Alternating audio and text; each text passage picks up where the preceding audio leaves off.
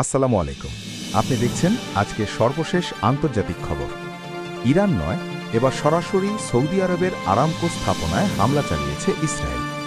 প্রকাশিত তথ্য অনুযায়ী সৌদি আরবের রাষ্ট্রায়ত্ত তেল কোম্পানি সৌদি আরামকোয়ের একটি গুরুত্বপূর্ণ স্থাপনাকে লক্ষ্য করে এই হামলা চালানো হয়েছে বলে দাবি করা হয়। সামাজিক যোগাযোগ মাধ্যমে ছড়িয়ে পড়া কিছু ছবি ও ভিডিওতে তেল সংরক্ষণাগার এলাকা ও আশপাশে নিরাপত্তা জোরদারের চিত্র দেখা গেছে। তবে হামলার মাত্রা, ক্ষয়ক্ষতি কিংবা হতাহতের বিষয়ে এখনও আনুষ্ঠানিকভাবে বিস্তারিত কিছু জানানো হয়নি। উল্লেখ্য, মধ্যপ্রাচ্যে চলমান উত্তেজনার মধ্যে সম্প্রতি ইসরায়েল ও ইরানের মধ্যে পাল্টাপাল্টি হুমকি ও সামরিক তৎপরতা বৃদ্ধি পেয়েছে।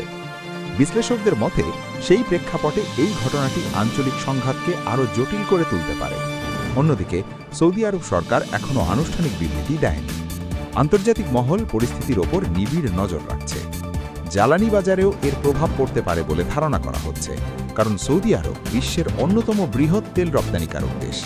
তবে এই খবরের সত্যতা ও বিস্তারিত তথ্য জানতে সংশ্লিষ্ট দেশগুলোর আনুষ্ঠানিক বক্তব্যের জন্য অপেক্ষা করার পরামর্শ দিয়েছেন বিশ্লেষকেরা। পরিস্থিতির সর্বশেষ আপডেট জানতে আমাদের সাথেই থাকুন।